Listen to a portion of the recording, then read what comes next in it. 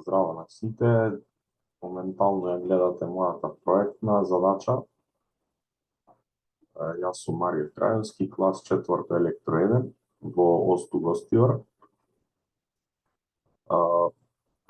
Мојата проектна задача беше веб апликација за менаџирање на хотел и правење на резервации со фронтенд и бекенд технологии. Ова што може да го видите вака на вашиот екран моментално е почетната страна, односно страната дома. На почеток овде гледате еден менувач на слики, што е направен во JavaScript. Како што може да видите, 7 слики има, сите се менуваат на одредено време. Понатаму имаме еден дел каде што е прикажан осврт на клиенти, значи што кажале, тука е употребено CSS и HTML.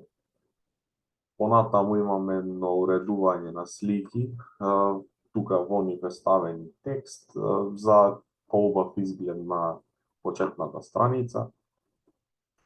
Исто така овде имаме и копчето резервирај, кое што не носи на делот резервирај, но тоа ќе го видиме малку подоцна.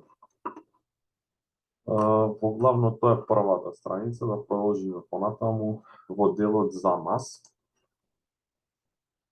Ете, како што може да видите, на почеток имаме комбинација на слики и текст, исто така со приказ направен во HTML и CSS.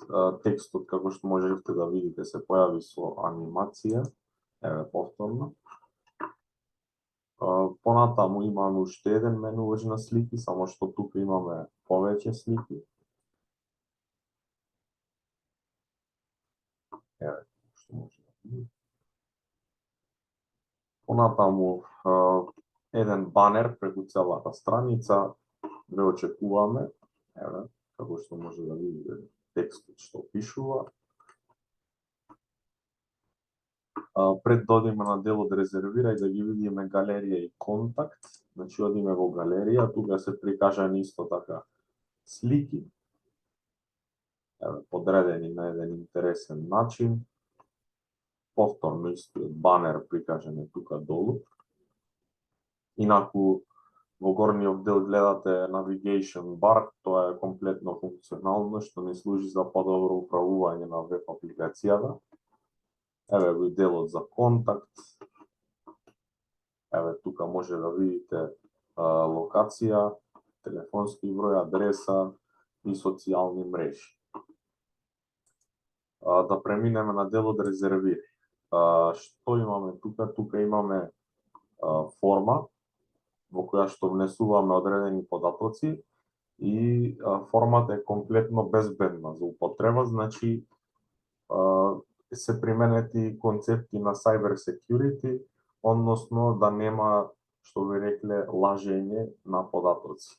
Да пробаме, например, да внесеме нецелосна форма, еве да внесеме денешен датум,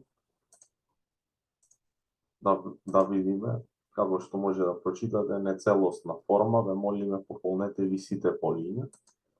Еве да ги пополниме првите две полиња и да ставиме, например, датум кој што поминал. Еве да ставиме датум на пристигнување кој што поминал, а датум на заминување кој што допарва треба да биде. Така, невалиден ден е селектиран во датум на пристигнување, значи веднаш го препознал. Ајде да пробаме да внесеме датум на заминување кој што е пред датумот на пристигнување. Еве, например, датум на пристигнување нека се 30, а датум на заминување нека е пред. Еве, невалиден ден е селектиран во датум на заминување, ве молиме прилагодете ги датумите на пристигнување и заминување. Значи, програмата е направена до детал за да може да процени дали е внесен ден, месец или невалидна година, доколку имаме воопшто нешто невалидно. Сега ќе видите пример за претходниот месец кој што помина, во овој случај тоа е февруари, и еве да му ставиме некој ден валиден за заминување. Еве, невалиден месец е селектиран во датум на пристигнување. Значи, комплетна контрола се врши на внесот на податоци. Сето ова е направено со концепти на PHP за бекенд делот на веб апликацијата, додека пак делот каде што се сместуваат податоците и делот каде што се земаат подоцна податоците е направен со PHP и база на податоци во MySQL. Но да видиме сега што се случува ако внесеме валидни податоци. Еве, да внесеме валиден датум и пребарува. Еве, во долниот дел како што може да се види ни излегува соби кои што ги нуди хотелот. Во овој случај тоа се 23 и за секоја има различна цена во зависност од формула која што сме ја дале. Значи таа формула е зависи од бројот на денови, бројот на кревети, бројот на деца, возрастни и така натаму. Еве да видите како изгледа од поблиску една ваква соба. Значи имаме име на собата, имаме датум на пристигнување, датум на заминување, број на кревети, цена и копче опција за да се резервира. Еве, тука може да се погледнат сите, да видиме да избереме, например, соба 5. Еве, како што може да видите, веднаш не носи на наредниот дел, што е потврдување на форма. Значи, ова ни е делот за да ја потврдиме нашата резервација. Имаме прикажано досега она што го избравме и сега можеме да внесеме пример име. Јас ќе го внесам моето.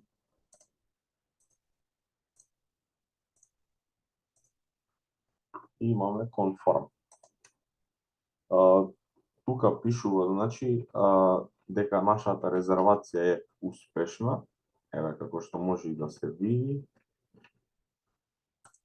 Меѓутоа, што доколку некој сака да резервира нашата соба, а таа веќе е резервирана за овие датуми, значи 29.3.2023 и 31.3.2023.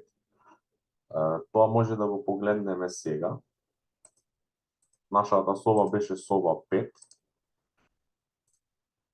Еве, да видиме што ќе се случи. Значи 2, 5, 29 беше денот на пристигнување, нека биде овој пат 30 и денот на заминување нека биде 31. Мислам дека се поклопува во интервалот кој што го избравме претходно.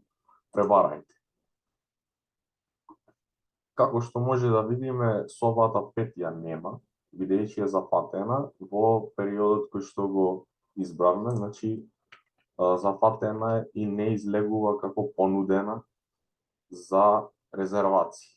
Тоа е така, бидејќи се врши контрола со PHP, ги проверуваме датумите, дали се поклопува, дали не, и потоа од вкупниот број на можни соби ги избираме само оние кои што се достапни. Да провериме дали нашата резервација постои во база, одиме на во нашата табела Actual Reservations или постоечки резервации.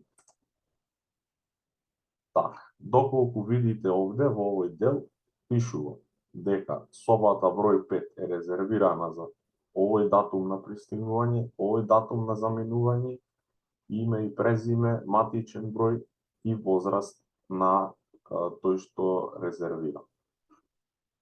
Со ова апликација се овозможува олеснување на работата на хотелот, исто така и на клиентите. Комплетно е безбедна, комплетно е функционална, секогаш има простори да се доработи и се надевам дека ви се допадна мојата проектна задача.